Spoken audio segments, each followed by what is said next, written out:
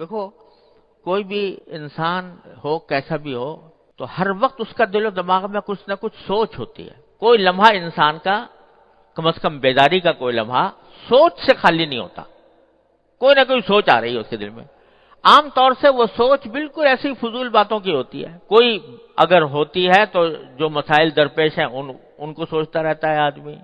وہ بھی نہ ہو تو ایسی فضول قسم کے خیالات بھی دل میں آتے رہتے ہیں، اچھے بھی برے بھی.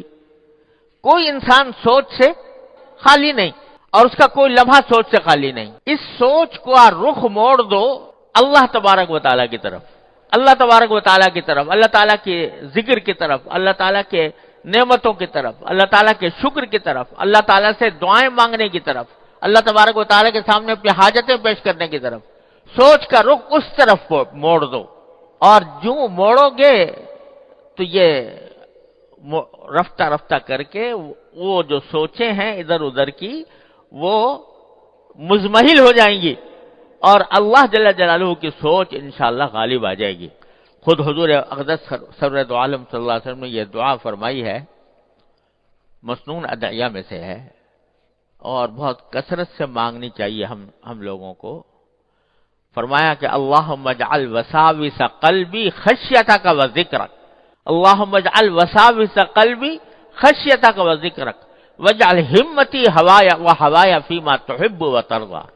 کہ اللہ میرے دل میں آنے والے خیالات کو اپنی خشیت اور اپنے ذکر کے اوپر کی طرف موڑ دیجئے. یعنی جو خیالات ہر وقت دل و دماغ کے اوپر چھائے رہتے ہیں وہ پتہ نہیں کہاں جا رہے ہیں، کس طرف مجھے لے جا رہے ہیں. اے اللہ آپ اپنے فضل و کرم سے میرے دل کے ان وسوسوں کو، میرے دل کے ان خیالات کو اپنی خشیت کی طرف اور اپنی یاد کی طرف متوجہ فرما دیجئے. وجعل ہمتی و ہوایا فیما تحب و ترضی، اور میرا ارادہ، میری خواہشات وہ ان چیزوں کی طرف موڑ دیجئے جو آپ کو پسند ہیں. یعنی اب تو پتہ نہیں خدا جانے کیا کیا خواہشات دل میں پیدا ہو رہی ہیں. کبھی دولت کی خواہش، کبھی شہرت کی خواہش، کبھی لوگوں کی تعریفوں کی خواہش، خدا جانے کیا کیا خواہشیں پیدا ہو رہی ہیں. اللہ اب خواہشات کا رخ موڑ کر ان چیزوں کی طرف کر دیجئے جو آپ کو پسند ہیں. یعنی خواہشات کیا ہوں؟ خواہشات یہ ہوں کہ کاش میں اللہ تعالیٰ کی عبادت زیادہ کروں، اللہ تعالیٰ کا ذکر زیادہ کروں، اللہ تبارک و تعالیٰ کی طرف میرا دھیان رہے.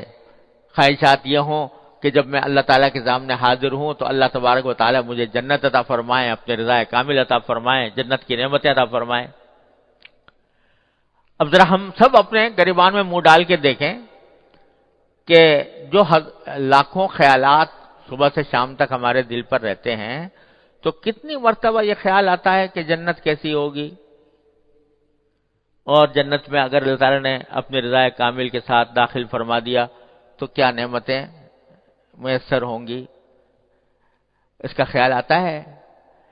یا یہ خیال آتا ہے کہ اگر اللہ تعالیٰ معاذ اللہ ناراض ہو گئے اور اللہ تبارک و تعالیٰ کا غضب متوجہ ہوا، اللہ تعالیٰ ہر مسلمان کو اپنی پناہ میں رکھے، تو کیا حالت ہوگی، جہنم کیسی ہوگی.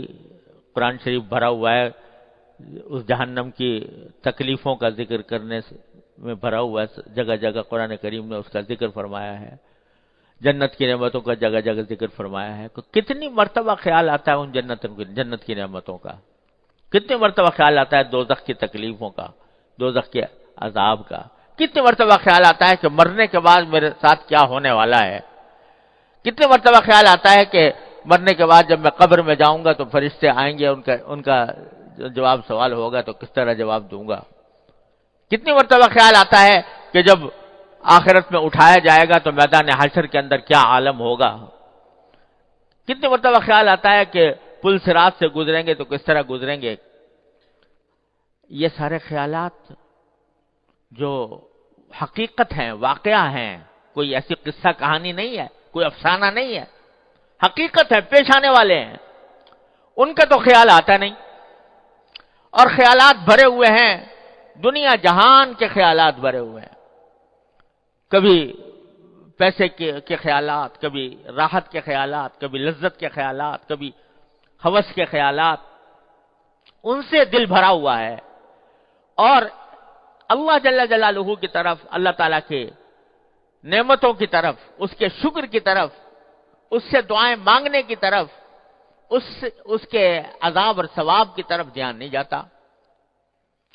تو فرمایا کہ اس کیفیت کو دور کرنا بھی انہی سے مانگو، اس کیفیت کو دور کرنے کی دعا بھی انہی سے مانگو، انہی سے کہو کہ یا اللہ میرا دل دماغ پتہ نہیں کن دھندوں میں گھرا ہوا ہے، کہاں بھٹک رہا ہے، اے اللہ آپ ہی اس دل و دماغ کو اپنی طرف متوجہ فرما لیجئے۔ اللہم اجعل وساوس قلبی خشیتک و ذکرک، اے اللہ میرے دل کے اندر جو وسوسے آئیں، جو خیالات آئیں، وہ آپ کی خشیت کے آئیں، آپ کی یاد کے آئیں، آپ کے ذکر کے آئیں۔ وجعل ہمتی وہوایا فیما تحب وترضی، اور میرے دل میں جو ارادے پیدا ہوں اور میرے دل میں جو خواہشات پیدا ہوں وہ آپ کی رضا کے خواہشات ہوں، یہ خواہشات پیدا ہوں۔ یہ بھی مانگو اللہ تعالیٰ سے۔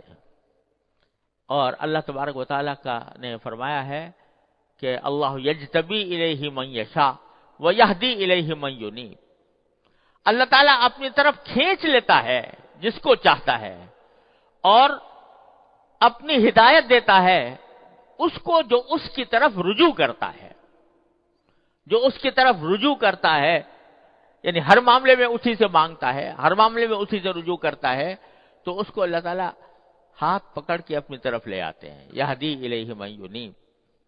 اور ہمارے حضرت تو یہ فرمایا کرتے تھے کہ اللہ یجتبی الیہ من یشاء کا جو مشہور معنی تو یہ ہے کہ اللہ تعالیٰ جس کو چاہتا ہے اس کو چن کر اپنی طرف کھینچ لیتا ہے، جس کو چاہتا ہے۔ ہمارے حضرت فرماتے تھے کہ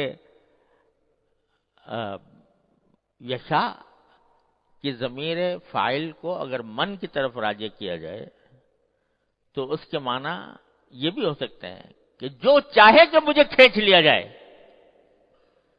جو یہ چاہتا ہو کہ اللہ تعالیٰ مجھے کھینچ لے، اس کو اللہ تعالیٰ اس کو کھینچ لیتے ہیں۔ یجتبی الیہ من یشاء، جو یہ چاہتا ہو کہ اللہ تعالیٰ مجھے اپنی طرف کھینچ لیں اس کو کھینچ ہی لیتے ہیں اللہ تبارک و تعالیٰ۔ وہ چاہے کیسے کہ اللہ تعالیٰ کے سامنے اپنی یہ حاجت ظاہر کر دے کہ اللہ مجھے تو آپ اپنی طرف کھینچ لیجئے۔ تو یہ دعا بھی مانگا کرو کہ اللہ، آپ نے فرمایا اللہ یجتبی الیہ من یشاء، اے اللہ ہمیں ان میں داخل فرما لیجئے اپنے رحمت سے جن کے بارے میں آپ نے فرمایا اللہ یجتبی الیہ من یشاء۔ اور یہ تو ہے ہی کہ ویہدی الیہ من ینیب، جو آدمی رجوع کرنے والا ہو اللہ تعالیٰ کی طرف، ہر بات میں اسی کی طرف رجوع کر رہا ہے، اپنے خیالات بھی ان سے مانگ رہا ہے، اپنے خواہشات بھی ان سے مانگ رہا ہے، اپنی ہدایت بھی ان سے مانگ رہا ہے، تو یہدی الیہ من ینیب، تو اس کو اپنی طرف ہدایت عطا فرما ہی دیتے ہیں اللہ تبارک و تعالی۔ تو اس لیے جب تک یہ کیفیت پیدا نہیں ہوتی کہ راقب اللہ تجد تجاہک، اللہ تعالیٰ کا مراقبہ، اللہ تعالیٰ کے سمیع و بصیر ہونے کا مراقبہ، اللہ تبارک و تعالیٰ کے ہر وقت سامنے ہونے کا مراقبہ، جب تک یہ کیفیت پیدا نہیں ہوتی تو اس کیفیت کو بھی انہی سے مانگو، انہی سے مانگو کہ یا اللہ ایسا کر دیجئے کہ میرے خیالات، میری خواہشات، میرے دل کے وسوسے جو کچھ ہوں وہ آپ کی خشیت اور آپ کی رضا کی طرف ہوں، یہ ان سے مانگو۔